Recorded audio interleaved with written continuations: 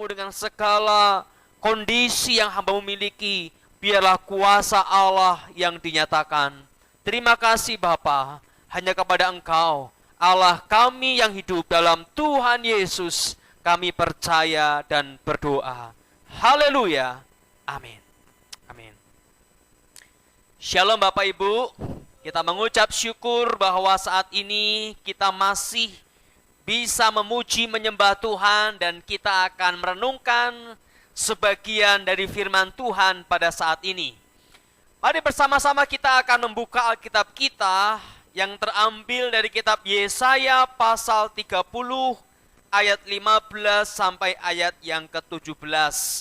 Yesaya pasal yang ke-50 ayat yang Yesaya pasal 30 ayat 15 sampai ayat yang ke-17, demikian firman Tuhan. Sebab beginilah firman Tuhan Allah yang Maha Kudus, Allah Israel, dengan bertobat dan tinggal diam, kamu akan diselamatkan. Dalam tinggal tenang dan percaya terletak kekuatanmu. Tetapi kamu enggan, kamu berkata, bukan, kami mau naik kuda dan lari cepat, maka kamu akan lari dan lenyap. Katamu pula, kami mau mengendarai kuda tangkas, maka para pengejarmu akan lebih tangkas lagi. 1000 orang akan lari melihat ancaman 1 orang. Terhadap ancaman 5 orang, kamu akan lari, sampai kamu ditinggalkan seperti tonggak isyarat di atas gunung dan seperti panji-panji di atas bukit. Haleluya. Bapak Ibu yang dikasihi Tuhan, tema kita pada minggu ini dan juga minggu depan adalah kuat di tengah badai. Kuat di tengah badai. Nah, setiap kita tentu mengalami kondisi yang tidak dapat kita pastikan. Setiap kita mengalami badai hidup yang barangkali berbeda-beda satu dengan yang lain. Ada orang yang mengalami badai berupa tekanan hidup, ada orang yang mengalami badai berupa kenyamanan, saudara. Nah, kita akan membahas ayat ini. Saya ingin sejenak mengingatkan kita tentang kisah dari seorang raja bernama Daud, ya, bernama Daud.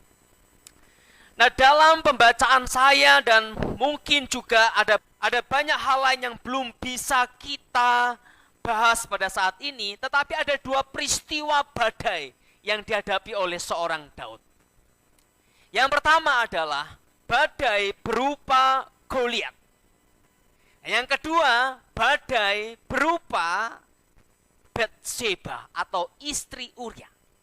Ternyata Daud mengalami 2 jenis badai. Badai yang pertama, dia mengalami musuh yang bernama Goliat. Sebenarnya Goliat bukan hanya badainya Daud, tetapi juga badai bagi bangsa Israel. Goliat adalah badai, tekanan, persoalan, pergumulan yang begitu dahsyat bukan hanya bagi seorang Daud, tetapi juga bagi seluruh bangsa Israel. Nah, sehingga bangsa Israel ketika itu menghadapi badai berupa tekanan yang dahsyat dari seorang tentara Filistin bernama Goliat ini, mereka semua kacau balau, saudara. Sama kalau kita menghadapi masalah, misalnya kita pasti, wah gimana ini ya. Mungkin masalah itu berupa persoalan-persoalan pekerjaan kita. Saat ini barangkali ada begitu banyak orang yang mengalami tekanan, badai Goliat berupa kehilangan pekerjaan barangkali. Dan seperti tentara Israel, kita mungkin ketakutan. Kita mungkin galau, kita mungkin bingung, ini badai macam apa? Pekerjaan saya begitu turun drastis, pendapatan, penghasilan semua berantakan. Atau mungkin badai tekanan ini berupa persoalan keluarga. Katanya Bapak Ibu, saya belum melihat survei yang pasti, tapi katanya justru di masa-masa stay at home ini banyak keluarga berantem. Suami istri yang tadinya sehari hanya ketemu mungkin 4 jam lalu tidur, sekarang 24 jam non-stop ketemu.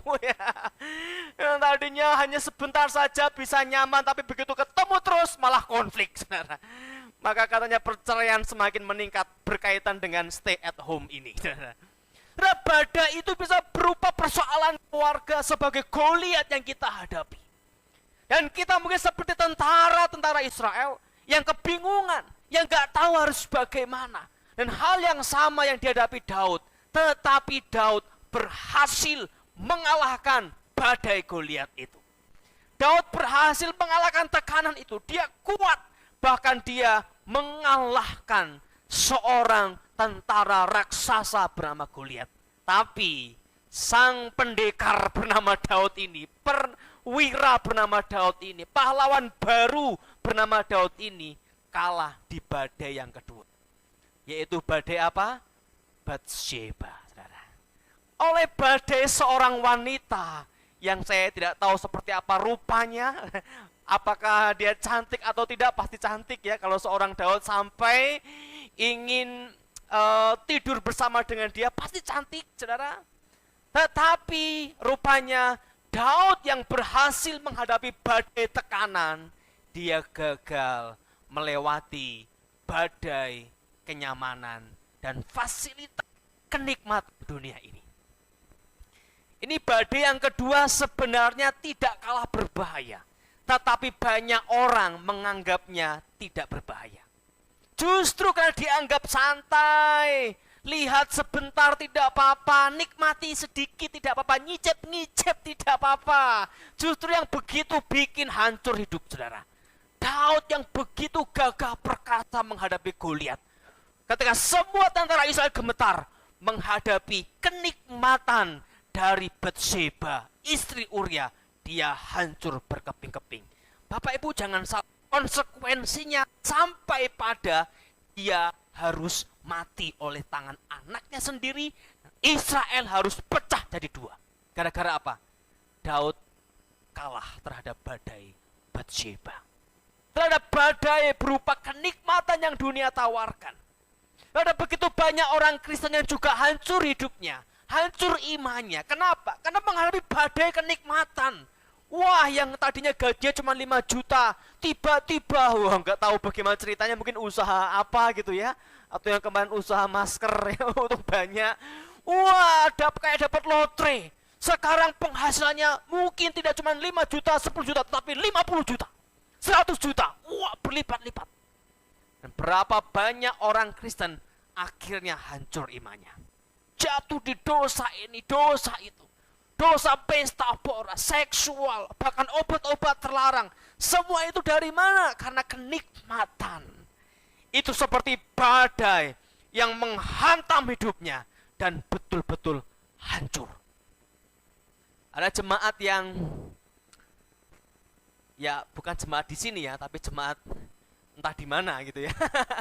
Ketika hidupnya susah, wadah setia berdoa. Ketika hidupnya serba berkekurangan, dia begitu antusias. Doa ini, doa pagi, doa siang, doa malam 3 kali sehari, saudara ya. Kayak minum obat. Wah, rajin sekali berdoa. Tapi begitu kehidupan mulai naik, gajinya mulai besar, di rumah mulai banyak fasilitas yang tadinya nggak ada TV, atau TV pun hanya TV yang biasa saja, sekarang udah mulai smart gitu ya, cerdas. Wah, mulai punya ini, punya mobil. Kalau minggu sekarang serba sibuk, paling ibadah sebentar langsung pulang. Kenapa? Mau jalan-jalan ke mall. Yang tadinya nggak sempat jalan-jalan karena nggak punya uang barangkali, sekarang punya fasilitas. Mulai apa? Mulai berkurang, nggak lagi doa pagi, nggak lagi doa malam, nggak lagi bahkan hari Minggu nggak sempat pelayan, karena siang mesti ke mall ya. Siang mesti nonton kemana. Dan semua menggeser, mengubah gaya hidup. Yang tadinya mengasihi Tuhan dengan sepenuh hidupnya, sekarang tidak sempat lagi. Apakah ini bukan badai, saudara? Apakah ini bukan sesuatu yang bisa menghantam, meruntuhkan hidup kekristenan kita? Bisa. Maka Bapak Ibu yang dikasihi Tuhan, hati-hati baik terhadap badai yang bernama Goliat, badai tekanan, badai penderitaan, badai persoalan hidup, badai kekurangan, maupun terhadap badai Batsheba, badai kenikmatan, badai kenyamanan, badai fasilitas yang membuat kita akhirnya pun hancur berkeping-keping karena kita tidak waspada seperti Raja Daud. Maka Bapak Ibu, kita perlu mengenal, kita perlu tahu badai macam apa yang berpotensi, yang bisa menghantam hidupmu. Sekali lagi Bapak Ibu dikasihi Tuhan, seringkali kita tidak menyadari badai yang di depan kita. Ibaratnya itu kayak musuh yang gak dikenal. Musuh, kalau dalam istilah bahasa Indonesia, musuh dalam selimut, bukan istri, ya kan? Bukan lagi berantem sama istri, musuh yang gak dikenal. Ada persoalan sebenarnya, tapi kita gak sadar akan persoalan itu. Ada sesuatu yang bisa membunuh iman kita sebenarnya, tapi kita tidak sadar akan hal itu. Kita tidak tahu bahwa ternyata tahun demi tahun, bulan demi bulan, minggu demi minggu, kita makin menurun cinta kita pada Tuhan. Karena sebenarnya badai yang sedang menghantam manusia rohani kita. Tetapi apa? Kita tidak menyadarinya. Maka yang pertama Bapak Ibu yang dikasihi Tuhan, untuk menjadi orang yang kuat di tengah badai, kita perlu mengenal diri kita sendiri dan mengenal badai apa yang kita hadapi. Saya ingin mengajak kita untuk membuka satu bagian firman Tuhan dalam Amsal pasal yang ke-30 ayat 8 dan 9. Amsal pasal yang ke-30 ayat yang ke-8 dan ayat yang ke-9. Jauhkanlah daripadaku kecurangan dan kebohongan. Jangan biarkan kepadaku kemiskinan atau kekayaan. Biarkanlah aku menikmati makanan yang menjadi bagianku, supaya kalau aku kenyang, aku tidak menyangkalmu dan berkata, siapa Tuhan itu? Atau kalau aku miskin, aku curi dan mencemarkan nama Allahku.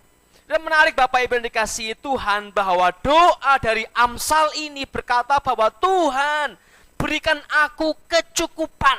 Kenapa? Karena aku orangnya tidak bisa berkelimpahan. Jarang ya ada doa begitu ya. Kita tuh doanya Tuhan limpahi, limpahi, limpahi gitu ya. Kalau bisa tahun depan penghasilan berlipat 5 kali lipat boleh Tuhan. Dan seterusnya. Tapi dia bilang, Tuhan jangan beri aku kelimpahan. Jangan sampai aku melupakan engkau. Kenapa? Karena aku tahu mungkin si Amsal pernah mengalami di masa lalunya, di mana ketika ada kelimpahan, dia rupanya semakin tidak mencintai Tuhan. Atau dia melihat tetangganya, saudara ya, tetangganya itu kok makin melimpah-limpah hidupnya, kok makin gak kenal Tuhan, makin gak ada waktu untuk mengasihi Tuhan, sehingga dia berkata, Tuhan ini titik lemah aku. Apa itu? Kelimpahan. Jangan beri aku kelimpahan supaya aku tidak melupakan engkau dan berkata, siapa Tuhan itu? Ya, berapa banyak orang yang sampai di tahap itu, saudara? Punya banyak hal sehingga dia tidak butuh Tuhan lagi. Atau sebaliknya, Tuhan, jangan beri aku kemiskinan. Kenapa? Karena aku juga punya titik lemah di situ. Begitu ada kemiskinan, aku bisa saja mencuri karena aku gak kuat terhadap kemiskinan. Begitu dahsyat. Saudara, Amsal mengenal siapa dirinya. Dia mengenal sehingga ketika ada badai tertentu, kalau badai berkenaan dengan uang, aku bisa hanyut. Aku bisa hanyut. Nah, mungkin saudara bukan uang, atau mungkin juga uang seperti Amsal ini kelemahan dirimu. Sehingga ketika badai yang berkaitan dengan uang, kau begitu kelabakan. Tapi ada orang yang nggak punya uang santai, saudara. Nggak punya uang santai. Yang penting bisa bernafas nyaman hidupnya, saudara. Tapi mungkin yang buat dia kelabakan memang bukan kekayaan, bukan kemiskinan. Mungkin yang lain, misalnya kekuasaan. Sehingga begitu ada badai berupa misalnya tidak dihargai orang lain, dia bisa emosi dahsyat. Bisa marah luar biasa. Kenapa? Di situ kelemahan dia. Nggak punya uang santai, tapi orang ngomong dasar miskin langsung emosi. Karena ini harga diri, saudara. Lebih baik dia nggak makan nggak apa-apa, tapi kalau harga diri singgung, dia bisa marah dahsyat. Kenapa? Berarti itulah badai kelemahan dia. Atau yang lain lagi, atau yang lain, ada begitu banyak, saudara. Makanya penting untuk apa? Mengenal dirimu, kamu di mana kelemahanmu. Itu yang iblis akan pakai untuk menghancurkanmu. Kalau kamu tidak mengenal, maka iblis iblis akan dengan mudah untuk mendatangkan badai atas hidupmu. Tetapi kalau kita bisa mengenal diri kita sendiri, maka badai yang kita hadapi akan bisa kita sikapi dengan kewaspadaan yang penuh, saudara. Yang penuh. Saya tidak tahu Bapak punya pengalaman apa dengan hidupmu. Mungkin kau pernah mengalami badai tertentu.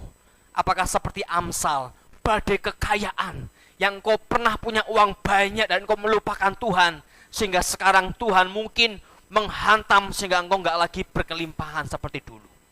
Atau mungkin Tuhan juga tahu bahwa kalau kau diberi kelimpahan, kau akan lupa dengan Tuhan, sehingga engkau hanya diberi kecukupan dengan Tuhan. Kau tidak berpikir, oh kok saya nggak seperti dia Tuhan, nggak seperti dia. Tuhan tahu, Tuhan tahu. Dan engkau juga harus tahu. Engkau harus tahu. Jadi untuk kita bisa melewati badai dengan benar, melewati badai dengan kemenangan, kita harus mengenal diri kita. Kelemahan kita di mana. Sehingga jenis badai apa yang menghantammu, engkau bisa siap-siap untuk menghadapinya. Yang kedua, selain mengenal diri kita di tengah badai itu, yang kedua, seperti kata firman Tuhan dalam Yesaya tadi, kita diminta untuk percaya dan jadilah tenang. Percaya dan jadilah tenang. Kita baca ayat yang ke-8, 15 dan 16 dalam Yesaya pasal 30. Sebab beginilah firman Allah yang Maha Kudus Allah Israel, dengan bertobat dan tinggal diam kamu akan diselamatkan. Dalam tinggal tenang dan percaya terletak kekuatanmu. Tetapi engkau enggan. Kamu berkata, bukan, kamu dan lari cepat, maka kamu akan lari tapi lenyap. Katamu pula, kami mau mengendarai kuda tangkas, maka para pengejarmu akan lebih tangkas lagi. Perhatikan Bapak Ibu, ada kalimat bagian frase yang menarik. Tuhan berkata, bertobat, tinggal diam, tinggal tenang, percaya, di situ kekuatanmu. Biasanya Bapak Ibu kalau menghadapi badai, tenang itu bukan hal yang mudah ya. Kalau diomongin sih gampang. Tapi begitu ngadapin masalah, waduh, jangan kamu tenang, untuk tidur aja kita nggak bisa. Tidur itu kebayang-bayang. Yang tadi misalnya ada orang yang kelemahannya di harga diri kena badai berupa hinaan atau peremehan dari istrinya, misalnya ini seorang suami, atau dari suaminya, misalnya seorang istri yang mungkin selama itu nggak pernah direndahkan oleh siapapun, tiba-tiba istrinya bisa ngomong, dasar pria tidak punya penghasilan apa-apa. Misalnya kejam sih, tapi misalnya aja saudara. Waduh, diomongin begitu, selama ini nggak pernah ada orang yang merendahkan dia. Kena badai, dalam keluarganya ada badai perendahan harga diri. Jangankan tinggal tenang, jangankan tenang dan percaya, untuk mengistirahatkan mata kita, tidur kita tidak bisa. Terbayang-bayang itu bibirnya istri. Bibirnya itu kayak ikan lagi makan gitu ya. Umi gitu ya. Bayang sampai detil bibir itu bisa kita bayang-bayang saudara ya. Gak bisa tenang. Gak bisa tenang, akibatnya apa? Ada begitu banyak keluarga akhirnya betul-betul hancur. Kenapa? Karena di tengah badai mereka tidak tenang. Dan memang badai diciptakan oleh pihak manapun, entah iblis, entah siapapun, tidak untuk menenangkan diri, saudara. Ada kita menghadapi persoalan kekurangan dalam keuangan. Mereka yang mungkin punya kelemahan dalam hal keuangan, begitu kurang dikit dia bisa mikirnya macam-macam, saudara. Itu tetangga punya handphone baru. Itu tetangga punya motor baru. Kalau pagi diparkir di depan rumah, aku tahu. Jam sekian diparkir, dia cuci, terus dia masuk ke rumah, sekian menit kemudian itu diambil. Enak itu, nggak tahu semua. Ya. Udah dipelajarin. Seringkali badai itu membawa kita mengalami anugerah Tuhan lebih besar. Ketika Goliat dikalahkan oleh Daud, Daud tiba-tiba diangkat Tuhan. Jadi seorang gembala domba yang gak dilihat menjadi pahlawan Israel. badai seringkali menjadi batu loncatan untuk kita naik lebih tinggi lagi, atau batu turunan untuk kita turun lebih bawah lagi, saudara. Jadi bisa naik, bisa turun oleh badai ini. Tapi kalau kita bisa memenangkan badai-badai hidup dalam hidup kita, kita akan semakin kuat, semakin kuat. Bukankah Raja Wali naik bukan dengan angin sepoi-sepoi? Harus ada badai, dia mengepakkan sayapnya, dia naik tinggi. Naik tinggi, makin kencang badai, makin mengepakkan sayap, makin tinggi dia naik. Nah, badai yang dimenangkan, badai itu akan menjadi batu loncatan kita semakin dewasa dalam Tuhan, semakin mengalami anugerah Tuhan, dan kita akan naik semakin tinggi di tengah-tengah badai. Maka pertama, kenali dirimu. Kelemahanmu apa? Lalu kenali badai yang di depanmu. Sadari, ini ada badai. Kita mulai menipis misalnya keuangan kita, ini ada badai ini. Aku harus sadar hal ini. Atau ada kenikmatan-kenikmatan yang kita sadar, wah kok saya semakin menjauh ya dari Tuhan. Dengan semua yang aku punya, ada badai yang sedang menghampirimu. Sadari, kenali. Yang kedua, tinggal tenang dan percaya. Engkau harus menyadari itu dan engkau harus percaya kepada Tuhan. Mohon kekuatan Tuhan. Engkau tidak bisa sendiri. Daud menang dari Goliat bukan dengan kekuatannya sendiri, tapi dengan kekuatan Tuhan. Tenang, percaya, melangkah di dalam Tuhan. Melangkah bersama Tuhan. Di sanalah engkau akan mengalami kemenangan. Jadikan badai dalam hidupmu sebagai batu loncatan untuk engkau naik lebih tinggi lagi. Jadikan badai dalam hidupmu sebagai angin yang akan menerbangkan Raja Wali, anak-anak Tuhan semakin dewasa dan semakin tinggi dalam anugerah Tuhan. Amin. Mari bersama-sama kita akan berdoa kepada Tuhan. Kita akan pujikan satu lagu, Engkaulah Perisaiku. Kita pujikan, ku kan berdiri di tengah badai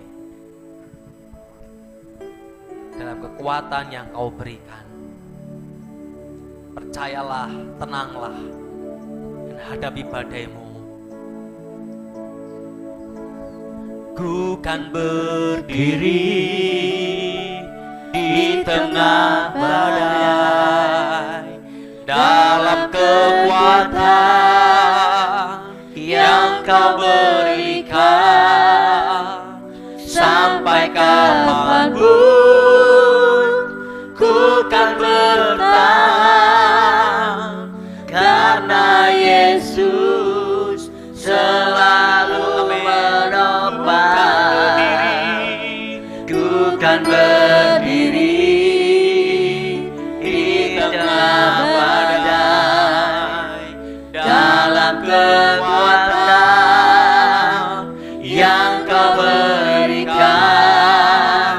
Sampai kapanpun ku kan bertahan, karena Yesus selalu menopang hidupku. Amin. Kita puji dari awal, Engkaulah perisaiku saat badai hidup menerpaku. Engkaulah perisaiku, ya Tuhan, saat badai hidup menerpaku. Firman-Mu di dalamku, tenangkan jiwaku. Ku kan berdiri di tengah badai dalam kekuatan yang kau berikan. Sampai kapanpun ku kan bertahan,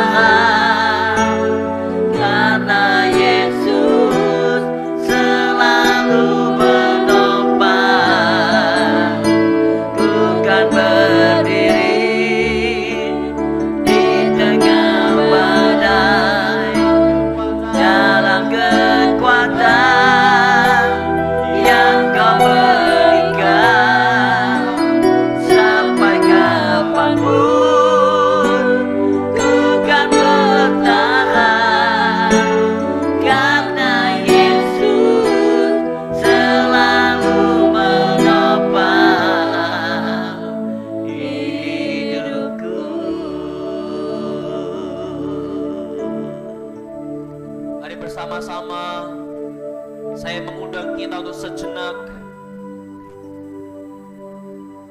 melihat hidup kita, melihat hati kita, melihat setiap konteks hidup kita, baik keluarga, baik pekerjaan, kehidupan rohani. Lihat badai seperti apa yang engkau hadapi. Kenali dan sadari badai-badai itu. Kegagalan Daud terhadap Batsheba adalah karena dia tidak menyadari dengan baik bahwa ada badai yang sedang menyelimuti dirinya. Untuk itu kenali badai itu. Jangan sampai engkau tertipu dan merasa, oh baik-baik saja kok. Oh semua aman kok. Oh aku mampu kok, aku bisa. Saudara, semua hal yang tidak engkau sadari itu bisa menghancurkan imanmu. Untuk itu sadari. Dan yang kedua, bawa itu kepada Tuhan. Bawa setiap badai hidupmu kepada Tuhan. Bawa setiap badai hidupmu kepada Allah. Di dalam hadiratnya engkau mendapatkan kekuatan. Tinggal tenang dan percaya. Tinggal tenang dan percaya. Engkau akan mengalami kemenangan dalam Tuhan. Terima kasih Tuhan, terima kasih. Tuhan, saat ini hamba berdoa bagi setiap jemaat Tuhan, setiap anak-anak-Mu yang mendengar firman-Mu. Hamba tidak tahu badai seperti apa yang sedang menghampiri mereka, Tuhan. Tapi biarlah kuasa-Mu, biarlah kuasa kasih-Mu boleh melawat setiap anak-anak-Mu ya Tuhan. Sehingga badai-badai yang mereka hadapi bukan menjatuhkan, bukan menghancurkan, tetapi membuat mereka semakin naik terbang semakin tinggi, karena ada Tuhan yang bersama mereka. Terima kasih Tuhan, terima kasih. Kami mengucap syukur ya Tuhan. Terima kasih hanya kepada Engkau, Allah kami yang hidup. Kami menyerahkan segenap hidup kami. Kami akan menang menghadapi badai bersama dengan Tuhan. Terima kasih ya Bapa. Hanya kepada Engkau, Allah kami yang hidup. Dalam Tuhan Yesus kami percaya dan berdoa. Haleluya. Amin. Amin.